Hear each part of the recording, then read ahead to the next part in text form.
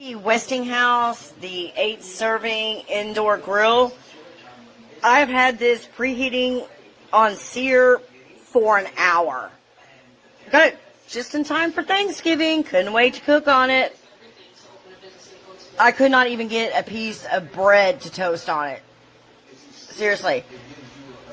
I'm going to pour water on it. Like right in the middle.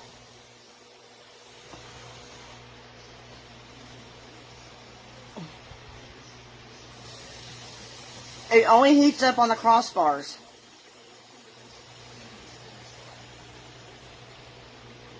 Yeah. An hour preheating on the highest level.